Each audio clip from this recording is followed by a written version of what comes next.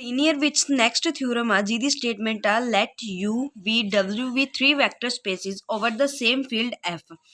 Let the mapping of T1 and T2 from U to V linear transformation ਆ. Also let the mapping of S1 and S2 from V to W be a linear transformation. ਤਾਂ ਹੁਣ ਅਸੀਂ prove ਕੀ ਕਰਨਾ ਹੈ? Prove ਕਰਨ 'ਚ ਸਾਡੀ ਪਹਿਲੀ ਸਟੇਟਮੈਂਟ ਆ S1 of T1 plus T2 is equal to S1 T1 plus S1 T2 ਤੇ ਦੂਜੀ ਸਟੇਟਮੈਂਟ ਆ S1 plus S2 of T1 is equal to S1 T1 plus S2 T2 ਹੈ। ਜਿਹੜੀ ਸਾਡੀ ਲਾਸਟ ਤੇ ਥਰਡ ਸਟੇਟਮੈਂਟ ਹੈ ਜਿਹੜੀ ਕਿ ਅਸੀਂ ਇਸ ਥਿਊਰਮ 'ਚ ਪ੍ਰੂਵ ਕਰਨੀ ਹੈ ਉਹ ਹੈਗੀ ਹੈ alpha of S1 T1 is equal to alpha S1 of T1 is equal to S1 into alpha T1 for all alpha belong to F. ਹੁਣ ਅਸੀਂ ਪ੍ਰੂਵ ਕਰਨ ਵਾਸਤੇ ਲਈਏ ਕਿ ਜਿਹੜਾ ਸਾਡੇ ਕੋਲ U ਹੈ ਨਾ ਉਹ ਬਿਲੋਂਗ ਕਰਦਾ ਹੈ U ਨੂੰ, ਇਸ ਕਰਕੇ ਸਾਡੇ ਕੋਲ ਹੈ S1 of T1 plus T2 of U to U is equal to S1 into T1 plus T2 of U by definition of composite mapping. ਤੇ ਹੁਣ ਸਾਡੇ ਕੋਲ ਜਿਹੜੀ S ਆ ਉਹ ਇੱਕ ਲੀਨੀਅਰ ਟਰਾਂਸਫੋਰਮੇਸ਼ਨ ਆ ਜਿਹਦੇ ਕਰਕੇ ਹੁਣ ਅਸੀਂ S ਨੂੰ ਅੰਦਰ ਮਲਟੀਪਲਾਈ ਕਰੂੰਗੇ ਪਹਿਲਾਂ ਇਹਦੇ ਨਾਲ ਫਿਰ ਇਹਦੇ ਨਾਲ, ਤਾਂ ਸਾਡੇ ਕੋਲ ਕੀ ਆ ਜਾਊਗਾ S1 into T1 of U plus S1 into T2 of U। ਹੁਣ ਜਦ ਅੱਗੇ ਇਹਨੂੰ ਸੋਲਵ ਕਰੂੰਗੇ ਤਾਂ ਸਾਡੇ ਕੋਲ ਆਊਗਾ S1 T1 of U plus S1 T2 of U is equal to S1 T1 plus S1 T2 of U। Hence ਜਿਹੜੀ ਸਾਡੇ ਕੋਲ ਪਹਿਲੀ ਸਟੇਟਮੈਂਟ ਹੈ ਉਹ ਪ੍ਰੂਵ ਹੋ ਰਹੀ ਇਸ ਸਟੇਟਮੈਂਟ ਤੋਂ। ਤਾਂ ਸਾਡੇ ਕੋਲ ਕੀ ਆ ਜਾਊਗਾ S1 of T1 plus T2 is equal to S1 T1 plus S1 T2। ਸਾਡੀ ਕੋਲ ਜਿਹੜੀ ਪਹਿਲੀ ਸਟੇਟਮੈਂਟ ਆ ਉਹ ਸਾਡੇ ਕੋਲ ਪ੍ਰੂਵ ਹੋ ਗਈ ਹੈ ਇੱਥੇ।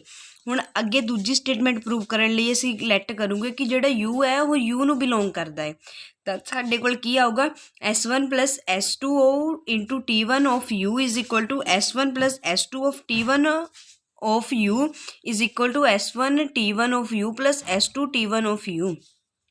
ਹੁਣ ਜਦ ਅੱਗੇ ਇਹਨੂੰ ਸੋਲਵ ਕਰੂੰਗੇ ਤਾਂ ਸਾਡੇ ਕੋਲ ਆਊਗਾ S1 into T1 of U plus S2 T1 of U, ਜਿਹਨੂੰ ਸੋਲਵ ਕਰਨ 'ਤੇ ਆਊਗਾ S1 T1 plus S2 T1 of U।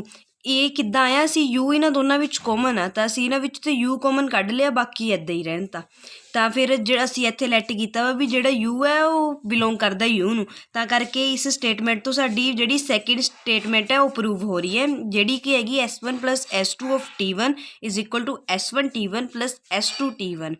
ਹੁਣ ਥਰਡ ਅਤੇ ਲਾਸਟ ਸਟੇਟਮੈਂਟ ਪ੍ਰੂਵ ਕਰਨ ਲਈ ਅਸੀਂ ਦੇਖੂੰਗੇ ਕਿ ਜਿਹੜਾ U ਹੈ ਸਾਡੇ ਕੋਲ ਬਿਲੋਂਗ ਕਰਦਾ U ਨੂੰ, ਤਾਂ ਸਾਡੇ ਕੋਲ ਹੈ ਜਿਹੜਾ alpha S1 T1 of U ਹੈ ਨਾ ਉਹ ਬਰਾਬਰ ਆਊਗਾ alpha S1 T1 of U is equal to alpha S1 T1 of U, ਜਿਹਨੂੰ ਸੋਲਵ ਕਰਨ 'ਤੇ ਉਹ ਸਾਡੇ ਬਰਾਬਰ ਆਊਗਾ alpha S1 into T1 of U, ਜਿਹਨੂੰ ਕਿ ਅਸੀਂ ਪਹਿਲੀ ਇਕੁਏਸ਼ਨ ਦਾ ਨੰਬਰ ਦਊਂਗੇ।